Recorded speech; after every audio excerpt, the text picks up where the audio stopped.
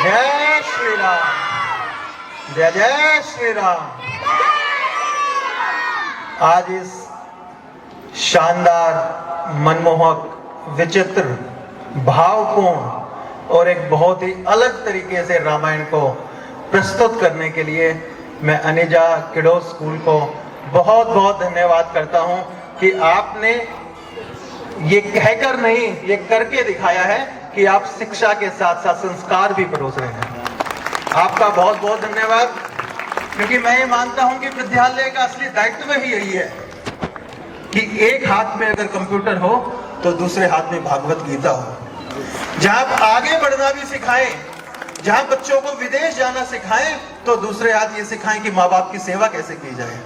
तो मैं आपका बहुत बहुत धन्यवाद करता हूं और मैं ये कहता हूं कि शायद ये अगर संभव है तो अनेजा स्कूल में ही संभव है कि जो आप बारीकी से इतनी छोटी छोटी चीजों को, जैसे दिया जलाने का कार्य है, वो आपने, जैसे जो हमारे मेघनाथ थे, मैं अभी सर से कह रहा था कि मेघनाथ जो थे वो उनके तो एक पर्सनैलिटी बहुत अलग थी, हनुमान जी की। एक हर व्यक्ति ने अपना वो कार्य इतनी अच्छे तरीके से निभाया।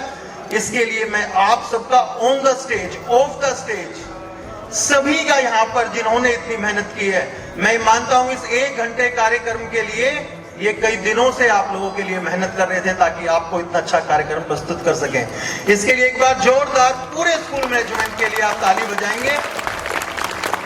देखिए, ये मैं मानता हूं कि ये सारा खेल भाव का है, ये सब खेल भाव का है, वरना कोई जरूरी नहीं थी ये कार्यक्रम करने की। जिसके मन में संस्कार होते हैं, जिसके धर्म के प्रति जागृति होती है, उसी के मन में ये विचार आते हैं कि नहीं, मुझे अपने बच्चों को शिक्षा के साथ साथ वो संस्कार देना है जिससे। और जो अभिभावक गण बैठे हैं, मैं आपको कहना चाहता हूं कि आप लोग भी सौभाग्यशाली हैं कि आपने ऐसे, आपका बच्चा ऐसे स्कूल में पढ़ रहा है।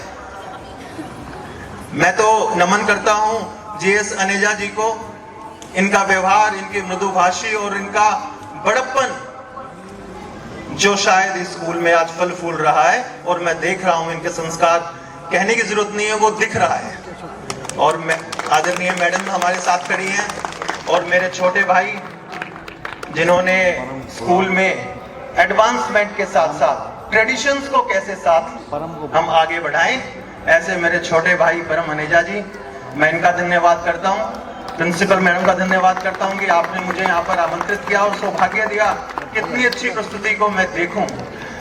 साथियों, मैं मानता हूं कि ये गौरव का विषय है। आप सोच के देखिए, शायद अगर आप कहीं जन्म आपका कहीं केन्या या अफ्रीका में हो जाता तो आप तो, हम तो इस सनातन धर्म से, जो सबसे प्राचीन धर्म है, सनातन धर्म से तो हम शायद जानकारी नहीं ले पाते। तो मैं मानता हूं कि हिंदू धर्म में जन्म लेना ही, सनातन धर्म में जन्म लेना ही एक बहुत बड़ी योग्यता है। और आप गौरवान्वित महसूस कीजिए कि आपने उस देश में जन्म लिया जहां पर भगवान राम ने जन्म लिया, आपने उस देश में जन्म लिया जहां भगवान कृष्ण जन्मे। और हमेशा से आप देखिए, जो हमारी माताएं बहनें, मैं आपको कहना चाहता हूं कि हमेशा से जो भगवान हुए हैं वो अपनी माँ के नाम से जाने गए हैं। इसलिए कहते हैं कौशल्या नंदन राम, यशोदा नंदन भगवान कृष्ण। अभी ये फादर्स नेम तो स्कूल में अभी चला है, तो मेरी आपसे ये भी गुंजाइश है, मदर्स नेम के साथ भी शुरुआत कीजिए, क्योंकि यही हमारी परंपरा है। जी बिल्कुल, मैं तो ये कहता हूँ कि, और मैं अक्सर कहता हूँ कि जो मेरी माताओं बहनों में ताकत है, कहते हैं ना, या देवी सर्वभूतेषु शक्ति रूपेणी संस्थिता, नमस्तस्ये नमस्तस्ये नमस्तस्ये नमो नमः। यानी अभी लक्ष्मी जी की पूजा करने वाले हैं हम दीपावली पे, कहते हैं शक्ति चाहिए तो माँ दुर्गा को याद करते हैं, धन चाहिए तो माँ लक्ष्मी को याद करते हैं, और जब शिक्षा चाहिए, विद्या चाहिए तो माँ सरस्वती को याद करते हैं। तो ऐसी तीनों शक्तियों को अपने अंदर समाहित करके जो यहाँ पर मेरी माताएं बहनें बैठी हैं, उनको मैं नमन करता हूँ, प्रणाम करता हूँ। आपका इतना अच्छा आयोजन, इतना भव्य आयोजन, इतना शानदार आयोजन, इसके लिए पूरी टीम का बहुत बहुत धन्यवाद। मैं मानता हूं स्वामी विवेकानंद जी कहते थे कि अगर आप 100 नौजवान ऐसे दे दें जो सोते वक्त और उठते वक्त धर्म के बारे में बात करें, देश के बारे में बात करें, तो मैं दुनिया बदल सकता हूं। और आज हमारा देश, जिसकी 65% आबादी नौजवान है, और आज रेवाड़ी जिला जो मात्र 33 साल का है, जो 1 नवंबर 1989 को बना, आज मात्र 33 साल का रेवाड़ी जिला है। और आज भारत माता 75 साल की है। जब परिवार में कोई नौजवान होता है ना, तो सबसे उम्मीद होती है कि अब ये नौजवान हो गया, अभी मेरे लिए कुछ करेगा। इसलिए भारत माँ अगर किसी की तरफ देख रही है तो वो रेवाड़ी जिले की तरफ देख रही है, जो मात्र 33 साल का है। और सबसे बड़ी जिम्मेवारी, सबसे ज्यादा गौरव बढ़ाने का काम अब रेवाड़ी जिले का है। वैसे हम कर रहे हैं, ऐसा कोई 6 महीना नहीं जाता जब यहाँ से कोई शहीद तिरंगे में लिपट करके रेवाड़ी में नहीं आता हो।